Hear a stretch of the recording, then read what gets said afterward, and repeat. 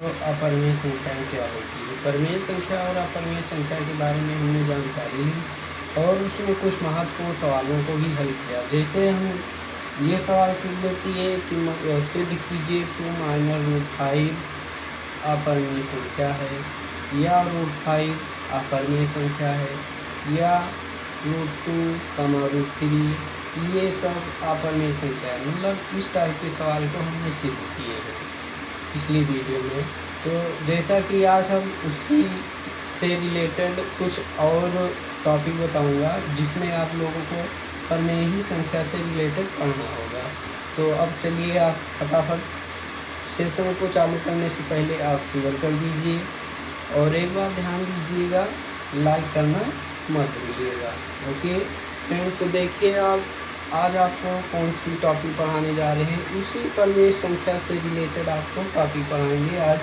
आज की टॉपिक है हमारा, आज की टॉपिक है परिमेय संख्या के दशमलव विस्तार की प्रकृति, यानी जो परिमेय संख्या है उसकी जो दशमलव विस्तार की प्रकृति ज्ञात करना है। यानी जो परिमेय संख्या है उसी में हम क्या कहते हैं कि पहले हम जानते हैं, सीख चुके हैं पिछली कक्षा में कि शांत और अशांत क्या है। मतलब इसी परिमेय संख्या में दो कंडीशन हमको मिलते हैं, एक मिलता है शांत, एक मिलता है अशांत, जिसको हम कहते हैं टर्मिनेटिंग।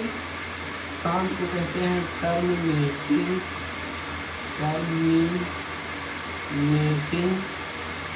और इसे कहते हैं नॉन टर्मिनेटिंग। ओके बच्चों, नॉन टर्मिनेटिंग।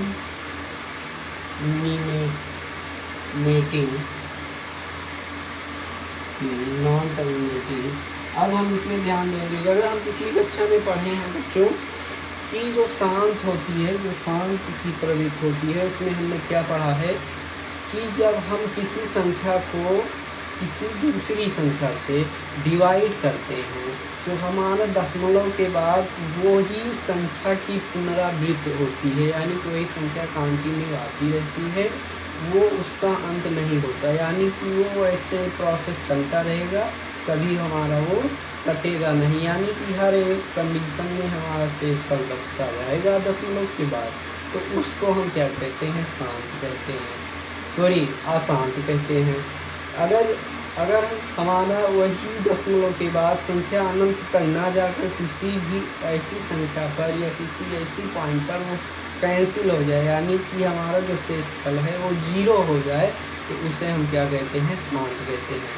ओके बच्चों, तो शांत और अशांत के बारे में आप समझ चुके होंगे, जैसे कि हम पहले पढ़ चुके हैं। आज हम इसमें हम थोड़ा सा अलग बताएंगे, फार्मूले के आधार पर जो शांत होगा या अशांत होगा आपको आसानी से समझ में आ जाएगा। बच्चों थोड़ा सा ध्यान दीजिएगा। दोस्तों क्या है शांत वाली कंडीशन, यानी कि जो टर्मिनेटिंग पॉइंट है, तो टर्मिनेटिंग है उसे हम कैसे देखेंगे कि कोई q धनात्मक पूर्णांक, m व n के लिए हम जानते हैं जो m और n है हमारा वो किसी भी संख्या का पावर है, यानी कि घात है, किसी भी संख्या का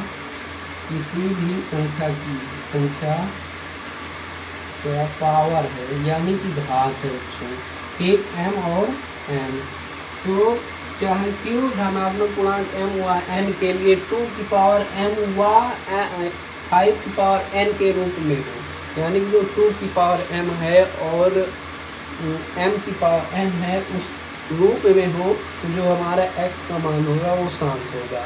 सेम ही सिचुएशन थोड़ा सा अलग है, बाकी यही कंडीशन भी उसमें भी है। क्या है अशांत में कि कोई q धनात्मक पूर्णांक हो m व n के लिए, m और n क्या है, ध्यान दीजिएगा कि किसी भी संख्या की घात है।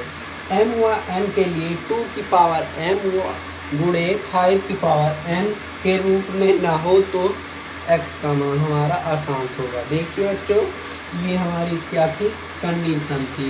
तो हम पढ़ेंगे इस टाइप के सवालों को, यानी इस पर आधारित सवाल कैसे हम हल करते हैं। जैसे आप लोगों को बच्चों मिलेगा कि आप सिद्ध कीजिए कि ये शांत है कि अशांत। क्या है क्वेश्चन में आपको मिलेगा 23/23 200 इस टाइप का क्वेश्चन मिलेगा। सिद्ध कीजिए 23/200, 23/200 क्या है बच्चों, शांत है या अशांत। ठीक, 23/200 शांत, शांत। सिद्ध कीजिए 23/200 शांत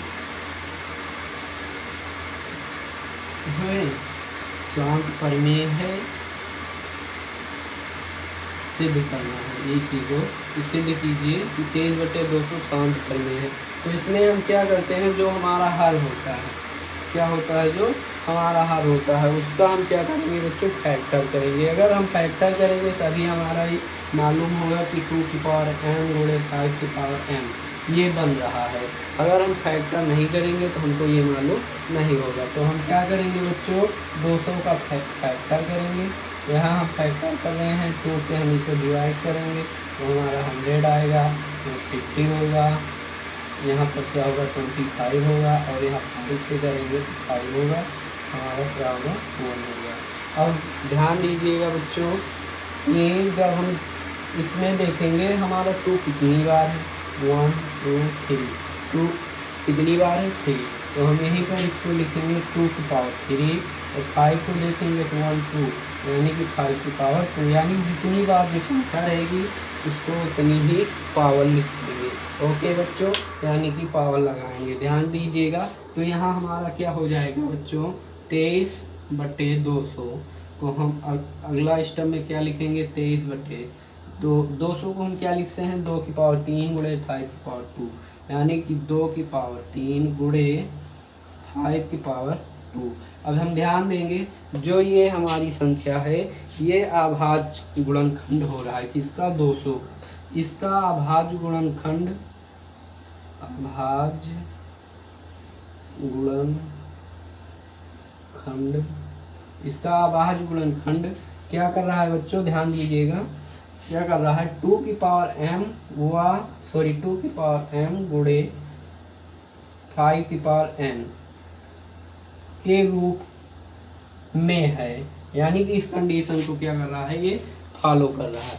तो इसमें हम क्या करेंगे, देखेंगे जो हाईएस्ट पावर है, हाईएस्ट पावर यानी सबसे ज़्यादा घात किसका है, ये है 2 की घात 3। तो ये हमारा क्या, देखिए बच्चों इसमें क्या 2 की पावर m इंटू 5 की पावर n के रूप में है, के रूप में है। जब इसके रूप में है तो हम देखेंगे अतः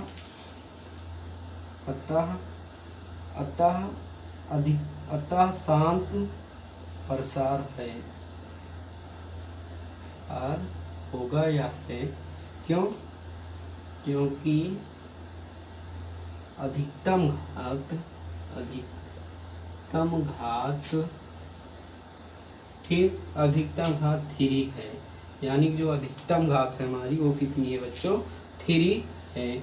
तो इसलिए हमारा 3 जो हमारा दशमलव होगा वो 3 अंक के बाद, दशमलव के बाद तीसरा जो अंक होगा वहीं पर हमारा शेषफल क्या हो जाएगा, 0 हो जाएगा। तो ये हमारा क्या हुआ बच्चों, शांत प्रसार। अब हम देखेंगे कि अशांत प्रसार क्या है बच्चों, ध्यान दीजिएगा, अशांत प्रसार क्या होगा इसमें। अब उसका भी एग्जाम्पल देखते हैं हम, अशांत प्रसार का बच्चों।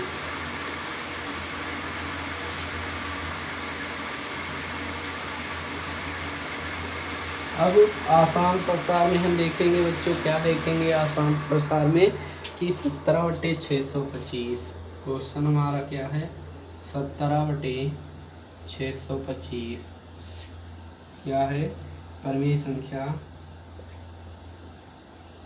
संख्या अशांत है होगा, या सिद्ध कीजिए कि 17/625 परमीय संख्या अशांत होगा। ओके बच्चों, तो इसे हमको सिद्ध करना है। तो हम क्या करेंगे, पुनः हर को फैक्टर कर लेंगे, यानी 625 से 25 का हम लोग क्या करेंगे, फैक्टर करेंगे। तो यहाँ 5 से हम डिवाइड करते जाएंगे, 1 2 5। ओके, यहाँ क्या होगा 2 5, यहाँ क्या होगा 5, यहाँ क्या होगा 5, और यहाँ 1 हो जाएगा।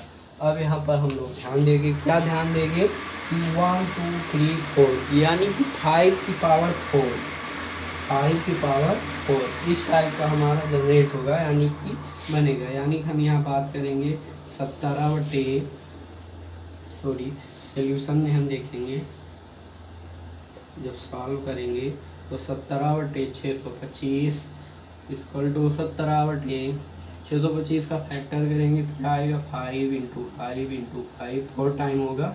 इसी को हम लिखेंगे 17/5 की पावर 4। अब हम यहाँ ध्यान देंगे हमारा क्या है कि इस रूप में ना हो। अब हम ध्यान देंगे जो हमारा होगा आसान, वो 2 की पावर m × 5 की पावर n के रूप में ना हो, यानी कि इस प्रकार ना हो तो हम ध्यान देंगे यहाँ पर नहीं है, यानी 17/5 की पावर 4 ये इस कंडीशन में नहीं है। अतः ये हमारा क्या होगा, हम लिख सकते हैं अतः संख्या 17/625 2 की पावर m × 5 की पावर n को फॉलो नहीं करता है या एग्जिस्ट नहीं कर रहा है, ठीक, के रूप में नहीं है। 2 की पावर m n के रूप में नहीं है, के रूप में नहीं है, इसलिए हमारा क्या होगा, इसलिए अशांत होगा। इसलिए संख्या हमारा क्या होगा, संख्या क्या होगा, अशांत प्रसार होगा, अशांत प्रसार होगा। ओके बच्चों, तो ये रहा हमारा सवाल। अब ये हम जान चुके हैं कि शांत और अशांत क्या है। शांत और अशांत के बारे में हम सब लोग समझ चुके हैं बच्चों कि शांत और अशांत क्या है। अब इसी में हम थोड़ा सा और सीखेंगे क्या है, हम उसको भी ध्यान देंगे। आप लोग पढ़ चुके होंगे कि उसकी प्रकृति, यानी जो परिमेय संख्या है उसकी प्रकृति क्या होगी, यानी कि प्रकृति तो हम समझ चुके हैं शांत और अशांत। अब कोई भी संख्या दी होगी दशमलव के बाद और उसको हमको क्या करना होगा, सरलतम रूप में लिखना होगा। तो आइए बच्चों हम उसको भी देखते हैं क्या है, कौन सी संख्या है जिसको हम सरलतम रूप में लिखने का प्रयास करते हैं। ये देखते हैं बच्चों, हमको थोड़ा सा ध्यान देना होगा इस सवाल में, क्योंकि सरल बहुत है और कठिन भी बहुत। तो आपको कठिन नहीं लगेगा, अभी हम इसी तरीके से यानी कि आसानी से आपको समझा देंगे। थोड़ा सा ध्यान दीजिएगा बच्चों, बस बाकी आपको समझ में आएगा। क्या है सवाल, सवाल हमारा क्या है कि 0.32 को सरलतम रूप में लिखिए, सरलतम रूप में लिखिए, यानी जो परिमेय इसको हमें क्या लिखना है, सरलतम रूप में लिखना है। ओके, तो हमें यहाँ इसको हम क्या करेंगे, सरलतम रूप में लिखेंगे।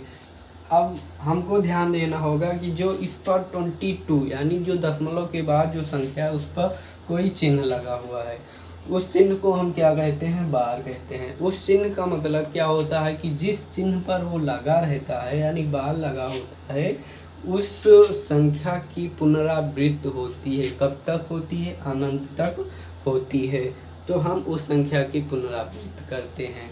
अब हमें इसमें ये ध्यान देना होगा बच्चों कि जो ये संख्या है इसमें ऐसी संख्या से हम इसमें पहले पुनरावृत्ति करेंगे, पुनरावृत्ति के बाद इस संख्या में ऐसी संख्या से हम गुणा करेंगे कि जो हमारा ये 22 है, यानी कि जो दशमलव के बाद जो पुनरावृत्ति वाली संख्या है, अगर उस संख्या से जो गुणा किए थे उसमें से इस संख्या को हम क्या करें, पुनरावृत्ति करके घटाएं, तो हमारा क्या होना चाहिए, दशमलव की बाद संख्या जो हमारी होनी चाहिए 0 हो जानी चाहिए। यानी कि इससे हमें एक आइडिया लगता है कि हम इसमें कौन सी संख्या से गुणा करेंगे। तो पहले हम इसको सॉल्यूशन में थोड़ा देखते हैं क्या होगा। सॉल्यूशन में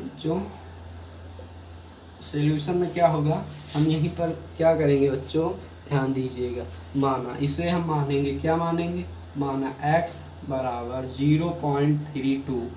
अब इसकी हम क्या करेंगे, पुनरावृत्ति करेंगे। तो x बराबर 0.32 डॉट अनंत तक, यानी कि जहाँ तक आपकी इच्छा होगी वहाँ तक हम इसको क्या मानेंगे। ओके, अब हम इस संख्या में ध्यान देंगे। क्या हमें ध्यान देना होगा कि अगर हम इस संख्या में किसी भी संख्या से गुणा करें तो वो संख्या ऐसी होनी चाहिए कि जो दशमलव है, इस दशमलव के बाद ये वाली संख्या अगर हम घटाएं तो हमारा ये वाली संख्या घटाएं तो हमारा क्या हो जाए, दशमलव के बाद सारा 0 हो जाए। तो इसे हम क्या मान लेते हैं, इक्वेशन फर्स्ट। अब हम सेकंड में क्या करते हैं कि दोनों पक्षों में 100 से गुणा करने पर, यानी कि 100 से गुणा करने पर। 100 से गुणा क्यों कर रहे हैं, क्योंकि यहाँ दशमलव के बाद क्या है 32 यानी कि 32 है, इसलिए हम गुणा कर रहे हैं। तो यहाँ क्या करेंगे, दोनों पक्षों में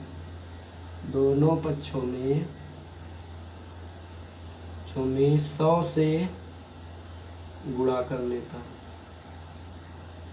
ओके बच्चों, गुणा करने पर तो हम गुणा करेंगे, यहाँ क्या होगा 100x होगा, यहाँ क्या हो जाएगा 32.32 अनंत। ये हमारा क्या होगा, दूसरा समीकरण हो जाएगा बच्चों। अब इक्वेशन सेकंड में से, यानी जो समीकरण 2 है उसमें से समीकरण 1 को हम क्या करेंगे, घटाएंगे। यहाँ लिखेंगे समीकरण 2 में से 1 को घटाने पर जो समीकरण 1 है उसी को हम क्या करेंगे, घटाएंगे। तो बच्चों देखिए क्या होता है घटाने पर, ध्यान दीजिएगा क्या बचेगा हमारा। यहाँ पर हम घटाएंगे, यहाँ तो क्या बचेगा बच्चों, देखिए हम लिखते हैं, यहाँ पर हमारे पास पर्याप्त जगह नहीं है तभी हम प्रयास करते हैं। 100x यानी 100x 32 यानी 23 हम कोई भी संख्या को इस टाइप का होगा तो वहाँ पर नहीं बोल सकते, यानी जैसे बोले 32 इसको हम नहीं बोल सकते। यह दशमलव के बाद हमको 1 संख्या पढ़ना होता है, यानी कि 32 इस प्रकार से हमको बोलना होगा, यानी 32 उसके पहले हम क्या बोलेंगे, 32 बोलेंगे, यानी किसके 10 के पहले। अब पहला हमारा समीकरण क्या है x, अब हमारा क्या है 0.32 ओके, घटाएंगे, यहाँ क्या बचेगा 99 यानी 99, यहाँ क्या बचेगा 32.000 यानी सारा हमारा क्या हो जाएगा 0। जब 0 हो जाएगा तो हमारा इस 0 से कोई मतलब नहीं रहेगा। क्यों नहीं रहेगा, क्योंकि दशमलव है, दशमलव की बात चाहे जितना 0 लगा दो उससे कोई मतलब है नहीं है। तो यहाँ हमारा क्या हो गया 99x/32 और x बटे क्या हो जाएगा 32/99। अब हम देखते हैं इस जो 32/99 है ये किसी भी संख्या से कैंसिल आउट होगा कि नहीं होगा, तो हम देखेंगे ये किसी भी संख्या से कैंसिल नहीं होगा। ओके बच्चों, तो अब हमारा ये क्या हो जाएगा, x की जो वैल्यू है ये क्या हो गई 0.32 बार का सरलतम रूप है। क्या है, सरलतम रूप है।